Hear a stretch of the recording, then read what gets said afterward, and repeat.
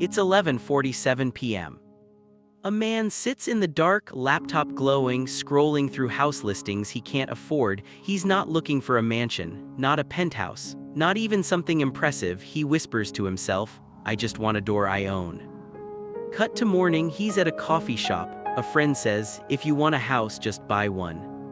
Simple advice makes sense, so he walks into a bank, asks for a house. They smile, hand him an application. He fills it out, sign it, submit it. The card declined. Not the credit card, the entire concept, the permission, the access. Because here's the thing no one tells you up front: buying a house isn't hard because you're bad with money. It's hard because the system was never designed for you to win easily. And today we're going to walk through exactly how that system works. Let's be honest, there are only 3 ways to buy a house.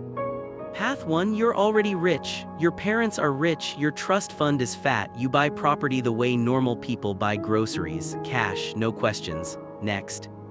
Path 2, inheritance. You wait, awkwardly, for someone you love to die and then their house becomes yours. Morbid, yes. Common, also yes, but we don't talk about it at dinner parties.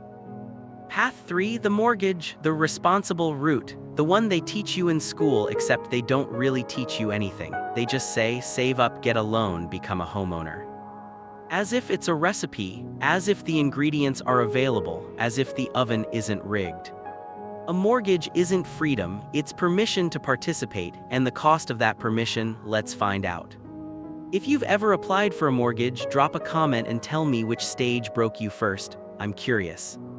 So our man walks into a bank, not because banks are friendly, but because they're the only ones allowed to say yes. The bank doesn't see a future homeowner, it sees risk. Will you pay them back? Can you prove it? Do you deserve trust? Here's what they want. Job stability, 2 years minimum at the same place.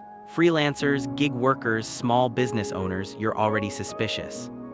Credit score, that 3-digit number that tracks every financial mistake you've made since you were 18. Late payment, penalty, defaulted loan, you're out, never borrowed before, also suspicious. You're supposed to have debt, just the right amount, not too much, not too little. It's a tightrope made of paperwork. Down payment, usually 20% of the house price, sometimes less. But let's do the math. House costs £300,000, you need £60,000 upfront, in cash, after tax, saved, ready.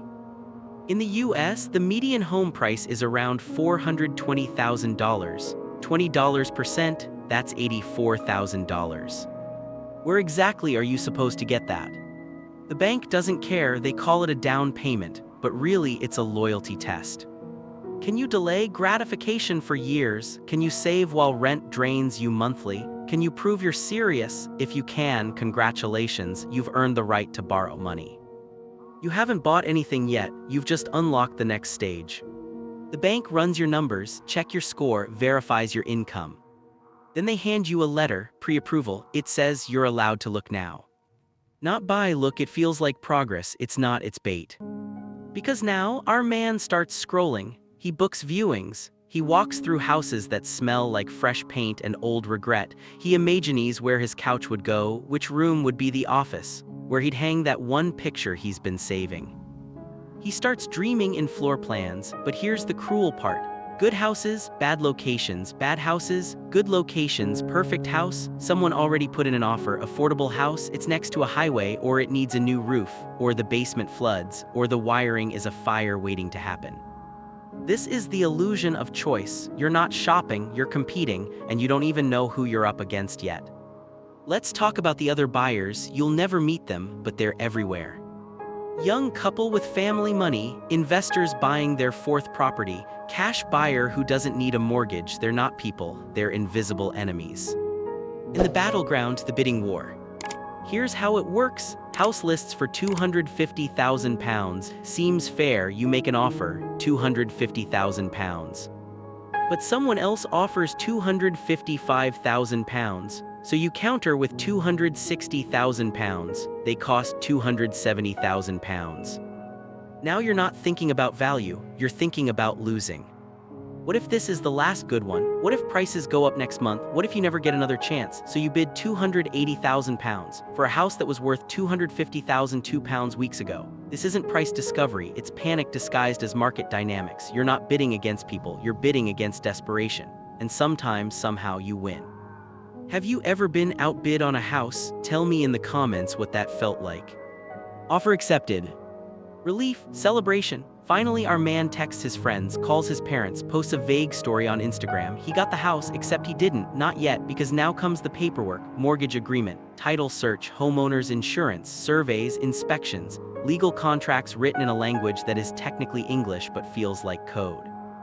Every document says the same thing in different fonts. You're not buying a house, you're entering a contract that says if you miss payments, we take it back.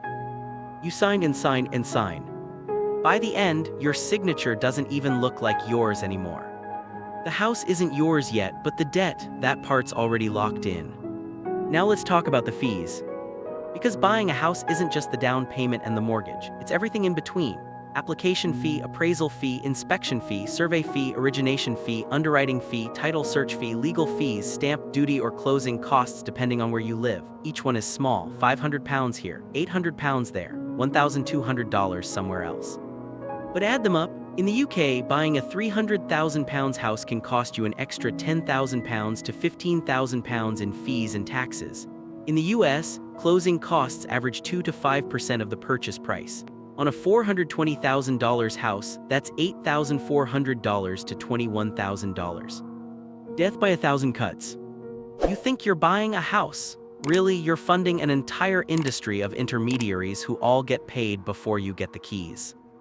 And the worst part? These aren't optional. You can't skip the appraisal, you can't skip the inspection, you can't skip the legal review. Every step costs money you've already spent emotionally but didn't budget for literally.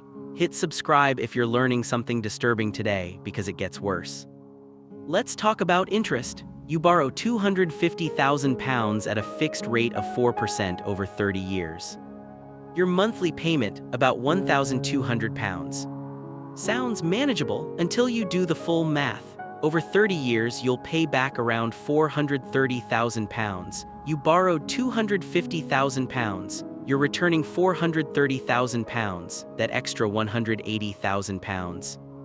That's interesting, that's the cost of borrowing money. You didn't buy a house, you rented money for 3 decades. And here's the thing, the bank gets paid first, always. In the early years of your mortgage, most of your payment goes to interest, not the principal, not the actual house, just the fee for access. If you have a fixed-rate mortgage, at least you know what you're paying. The number doesn't change, painful but predictable. But if you have an adjustable-rate mortgage, that rate can go up, and when it does, your monthly payment goes up too. Suddenly, that £1,200 becomes £1,500, or £1,800. And if you can't pay, well, we'll get to that. So why does anyone do this? Because despite everything, there are real benefits. Stability. You're not going to get evicted because your landlord sold the building. You control your space. Forced savings. Every payment builds equity, slowly, very slowly, but it builds appreciation. If the market goes up, your house is worth more. You can sell it later for profit, sometimes. Credit improvement. Paying a mortgage on time boosts your credit score, makes future loans easier. These aren't fantasies, they're real, but they only work if nothing goes wrong, and that's a big if. Here's what happens when life breaks the plan. You lose your job, or you get sick, or interest rates spike, or the housing market crashes. Suddenly you can't make the payment. You call the bank, you explain, you ask for help, they're sympathetic, but the contract is clear. Miss 3 payments, you're in default. Default long enough, foreclosure. Foreclosure means the bank takes the house back, sell it, keep what you owe. And if the sale doesn't cover the debt, you still owe the difference. You lose the house, you lose the equity, you lose your credit score. And the bank, they're fine, they've done this before, they'll do it again, because the risk doesn't flow evenly, it flows downward. You take the risk, they take the asset. Let's zoom out. Our man's story isn't unique. It's the default experience now, because housing prices have exploded. In the last 20 years, home prices in the US and UK have doubled, some places tripled. But wages barely moved. In the 1970s, the average house cost roughly 3 times the average salary. Today, it's closer to 8 or 9 times. Interest rates are higher than they've been in years. First-time buyers are older than ever, and they're competing with investors who buy properties in cash just to rent them back out.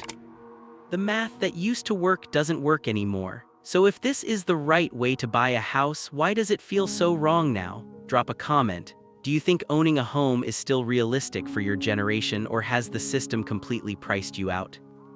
Here's the truth: if you're struggling to buy a house, it's not because you're lazy or careless or bad with money. It's because the system you're trying to navigate was built in a different economy with different rules, and it hasn't been updated. You're not failing, the structure is pressuring you, and until that changes, buying a house will continue to feel less like a milestone and more like survival. If this video helped you understand what you're actually up against, share it with someone who needs to hear it. And if you've been through this process, I want to know what surprised you most, what part of buying a house broke your brain. Let me know in the comments. Because the more we talk about how this works, the harder it is for people to pretend it's working. Thanks for watching.